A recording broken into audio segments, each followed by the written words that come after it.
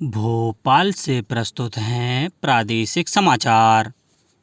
नमस्कार, समाचारों के साथ मैं जितेंद्र रघुवंशी। पहले मुख्य समाचार। प्रधानमंत्री नरेंद्र मोदी ने किसान सम्मान निधि योजना की 18वीं किस्त अंतरित की। राज्य मंत्रिपरिषद की बैठक में रानी दुर्गावती श्री अन्न योजना को मंजूरी देने के साथ ही कई अहम फैसले लिए गए। विशेष सशस्त्र पुलिस बल की 45वीं बटालियन का नामकरण रानी दुर्गावती के नाम पर किया जाएगा, कहा मुख्यमंत्री ने। और साइबर सुरक्षा और जागरूकता विषय पर देवास में हुआ कार्यशाला का आयोजन। अब समाचार विस्तार से। प्रधानमंत्री नरेंद्र मोदी ने महाराष्ट्र के वाशिम से प्रधानमंत्री किसान सम्मान निधि योजना की 18वीं किस्त जारी की। इस मौके पर श्री मोदी ने कहा कि सरकार का हर निर्णय और नीति विकसित भारत को समर्पित है और किसान इस दृष्टिकोण का एक प्रमुख आधार है। साथियों, नवरात्रि के इस पवित्र समय में मुझे अभी पीएम किसान सम्मान निधि की 18वीं किस्त जारी करने का अवसर मिला है। देश के 9.5 करोड़ किसानों के खातों में आज 20,000 करोड़ रुपए ट्रांसफर किए गए हैं।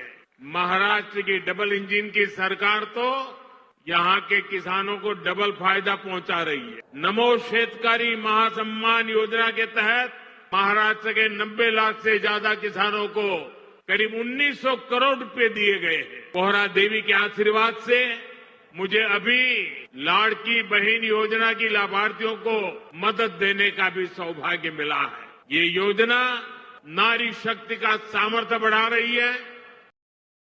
वहीं श्री मोदी ने 1,920 करोड़ रुपए की 7,500 से अधिक कृषि अवसंरचना निधि परियोजनाओं के साथ साथ 1,300 करोड़ रुपए के संयुक्त कारोबार वाले 9,200 किसान उत्पादक संगठनों को भी समर्पित किया।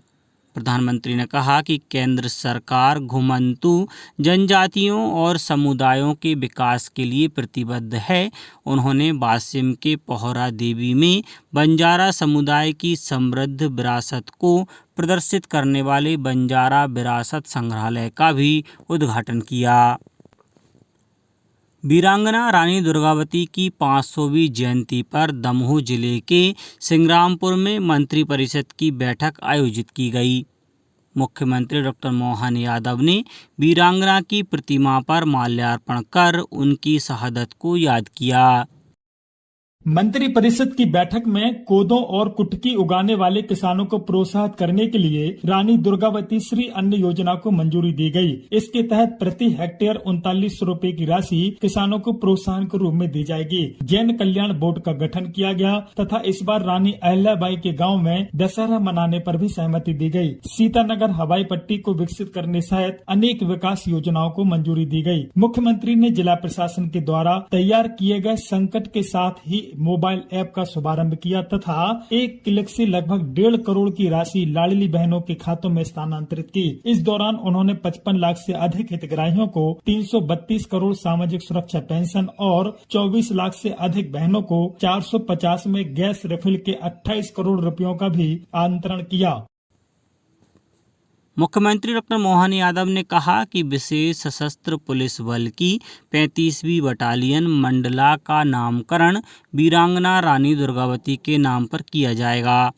मुख्यमंत्री ने कहा कि रानी दुर्गावती ने अपने जीवन काल में 23,000 से अधिक गांवों के साम्राज्य पर कुशलता, पराक्रम और शौर्य से शासन किया। उन्होंने 51 लड़ाइयों में दुश्मनों का वीरता से सामना कर विजय प्राप्त करने के साथ जनता के लिए कल्याणकारी कार्य करते हुए अपने दुर्गा नाम को सार्थक किया। रानी दुर्गावती का यह बलिदान प्रदेश में सदैव स्मरण किया जाएगा। प्रधानमंत्री नरेंद्र मोदी ने खादी की बिक्री के नए रिकॉर्ड को एक उत्साहजनक उपलब्धि बताया। श्री मोदी ने एक सोशल मीडिया पोस्ट में देशवासियों के बीच स्वदेशी के प्रति तेजी से बढ़ते रुझान को रेखांकित करते हुए बताया कि खादी इंडिया ने रिकॉर्ड बिक्री हासिल की है।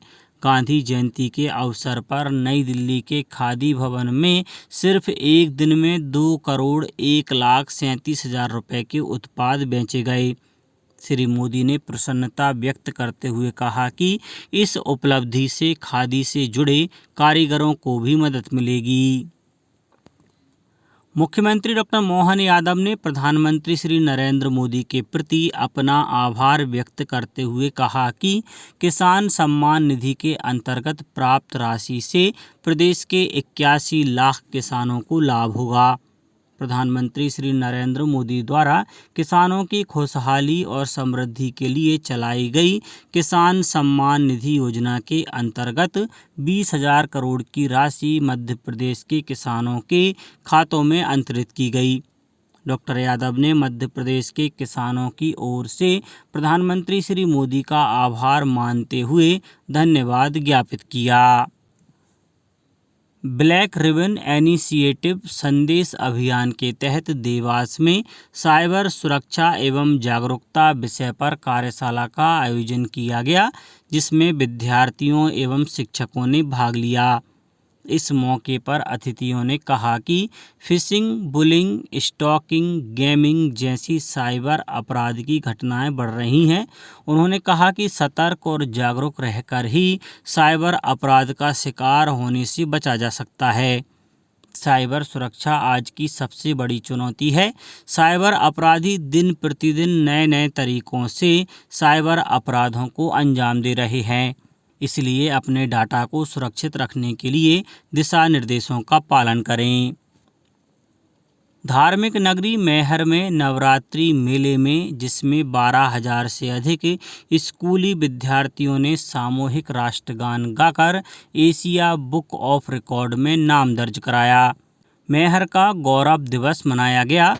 इस अवसर पर यहां उस्ताद अलाउद्दीन खां स्टेडियम में भव्य कार्यक्रम आयोजित किया गया। इस कार्यक्रम में जिले की प्रभारी मंत्री राधा सिंह ने भी सहभागिता की। इसके अलावा बड़ी संख्या में स्थानीय नागरिकों, जनप्रतिनिधियों, अधिकारियों, कर्मचारियों ने भी देशभक्ति के इस आयोजन में हिस्सा लिया। शिवपुरी जिले में रबी फसलों की बोवनी का कार्य किसानों द्वारा प्रारंभ कर दिया गया है।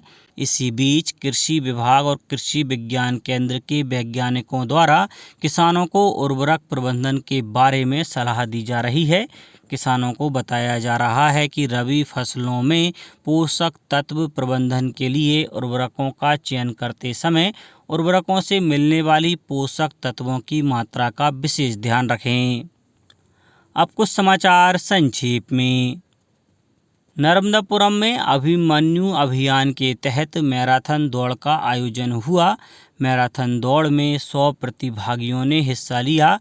प्रतिभागियों को महिला सम्मान के संबंध में शपथ ग्रहण करवाई गई। शहडोल जिला जेल में विधिक साक्षरता एवं जागरूकता शिविर का आयोजन किया गया। इस शिविर में बंदियों को कानून की जानकारी दी गई, साथ ही उन्हें उनके अधिकारों के बारे में विस्तार से बताया गया। सीहोर में नेहरू युवा केंद्र ने नशा मुक्त भारत अभियान के अंतर्गत विभिन्न जागरूकता गतिविधियों सहित नारा लेखन प्रतियोगिता का आयोजन किया। खंडवा में राष्ट्रीय कला उत्सव 2024 जिला स्तरीय प्रतियोगिता संपन्न हो गई। प्रतियोगिता में गायन, वादन, चित्रकला की प्रस्तुतियां हुईं। अशोकनगर जिले में एंटी भू माफिया अभियान चलाया जा रहा है। इसी के तहत ग्राम मोहरी राय में लगभग 3 हेक्टेयर भूमि अतिक्रमण से मुक्त कराई गई है। और मैं हूं अभिमन्यु अभियान के तहत आगरमालवा जिले के नलखेड़ा में महिला अपराधों के बारे में विस्तार से जानकारी दी गई।